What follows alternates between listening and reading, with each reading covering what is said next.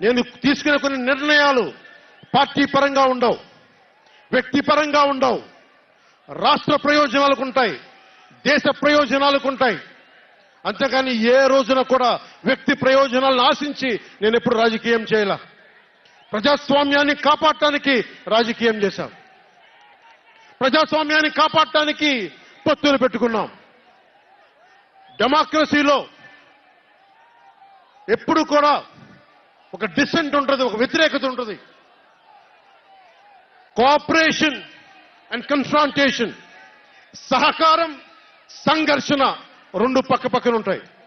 సంఘర్షించాల్సిన పరిస్థితులు ఉంటాయి, సహకారం ఇవ్వాల్సిన పరిస్థితులు ఉంటాయి. ఇప్పుడు 2024కి సహకారం ఇవ్వాల్సిన పరిస్థితి. మనం సహకరిస్తుంటేనే, తెలుగుదేశం జనసేన సహకరించుకుంటేనే 5 కోట్ల మంది ప్రజల మనోభావాలు, వారి భవిష్యత్తు బంగారంలో ఉంటుంది.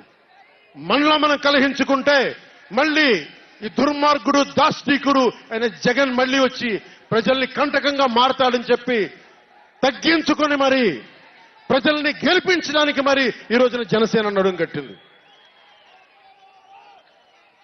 నేను మాట్లాడుతున్నప్పుడు ఒక విషయం చెప్తా ఉంటాను మీకు.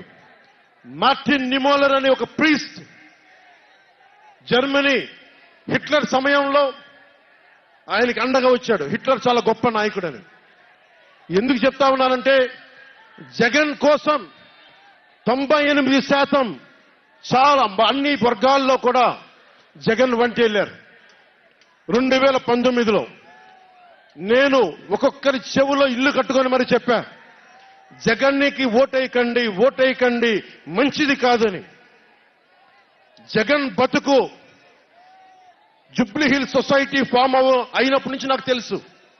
అదే చెక్ పోస్ట్ లో ఏం చేసేవాడు నాకు తెలుసు. కాంటికి రెస్టారెంట్ బంజారా హిల్స్ లో ఏం చేసేవాడు తెలుసు. మాట్లాడుతున్న వ్యక్తిగత జీవితం గురించి మాట్లాడుతూ ఉంటాడు. నీ వ్యక్తిగత జీవితం గురించి మాట్లాడాలంటే నా దగ్గర టన్నుల ఇన్ఫర్మేషన్. జగన్ మర్చిపోకు. ఇప్పుడు దాకా నువ్వు పవన్ కళ్యాణ్ తాలూకు శాంతిని చూసావు, మంచితనాన్ని చూసావు. జగన్ నీకు యుద్ధాన్ని ఇస్తాను, మర్చిపోకు. యుద్ధం